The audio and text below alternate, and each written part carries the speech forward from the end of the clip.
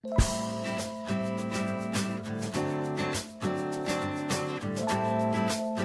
everybody knows that breakfast is the most important meal of the day. For those of you that did not know, guys, breakfast is what fuels your body to start your day off with a power punch. The problem is so many people skip on breakfast. They either don't have time for it or some breakfast items are just too boring. Today, we're gonna turn that around. I'm gonna show you how to make 3-ingredient breakfast empanadas with eggs and cheese. Guys, these empanadas have such an amazing flavor to them. They're so easy to make and it's all done in under 30 minutes. This is the perfect dish for a relaxed weekend breakfast or brunch, or even for a busy weekday morning. Yes, you heard that correctly, for a busy weekday morning. Make a batch of these empanadas and put them in the freezer, and in the morning, just pop one in the microwave and heat it for 1 minute, and out the door you go, guys.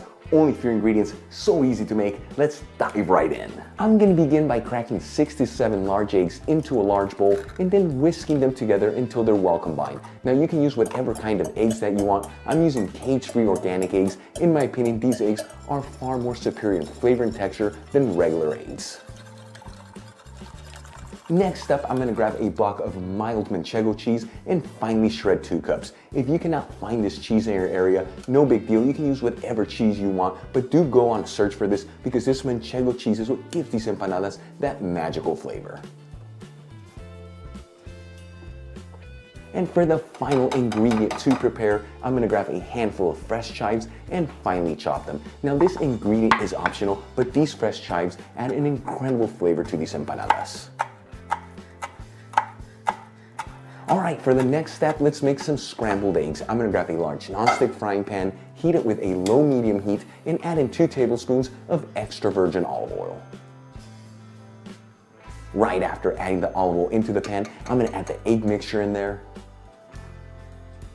and start mixing it around with the extra virgin olive oil. Very important to mix this continuously. We are making a scramble here. That way all these eggs are evenly cooked. And you just want to come in through the outer edges and bring it into the middle. It's been about 4 to 4.5 minutes since we added the egg mixture into the pan, and as you can see, these eggs look perfectly scrambled. They're kind of creamy. You don't want to overcook them. I'm going to turn off the heat, season them with sea salt and freshly cracked black pepper,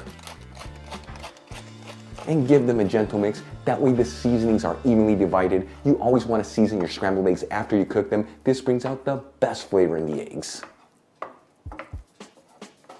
Okay, moving on to the next step of the recipe, I'm gonna grab 2 store-bought pre-made pizza doughs. Now, as you can see, the pre-made pizza doughs that I'm using are already rolled out. If you can't find them like this in your area, no big deal. Just roll them out to a thickness of about 1/8 of an inch. Next up, I'm gonna grab a bowl. The diameter of this is 4.5 inches. We're gonna use this to shape our empanada doughs. I'm gonna push down on the pizza dough and then twist the bowl. And I'm gonna continue to do this around the pizza dough. We should end up with 4 empanada doughs from each pizza dough.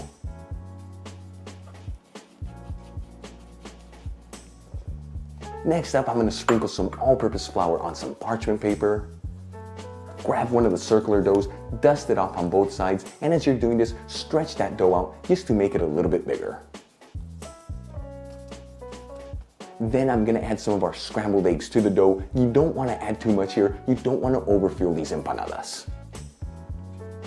Add in some of our shredded manchego cheese, just kinda compact it into the eggs. And sprinkle it with the chopped chives. Again, guys, this is an optional ingredient. Then I'm gonna fold the dough over the ingredients. Pierce the outer edges with your finger to seal everything together. And once again, we're gonna pierce the outer edges, but this time with a fork. You wanna do this on both sides. This gives us a double insurance. That way these empanadas don't open up while they're baking in the oven. And as you finish each empanada, transfer into a baking tray that's lined with parchment paper. And continue to do this until all your empanadas done. From this recipe, you should get 8 empanadas. And again, guys, the secret is don't overfill the empanadas, otherwise you risk the chance of breaking that dough open. Once you have all your empanadas done, I'm gonna grab some egg wash that I season with sea salt and brush it all over the empanadas. This is such an important step. This is what gives these empanadas that incredible, beautiful golden crust.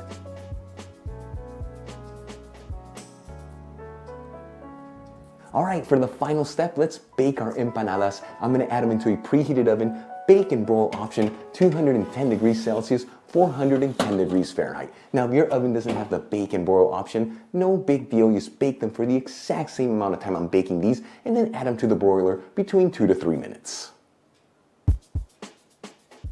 After 11 to 12 minutes, our empanadas should be perfectly cooked. I'm gonna take them out of the oven and transfer them into a wire rack. Guys, our empanadas are done. Look how insanely beautiful these look, and the flavors are gonna blow you away. I'm gonna cut one of them open. That way you can see what it looks like inside. Seriously, guys, these empanadas look insane. Let's try them and see how they turned out.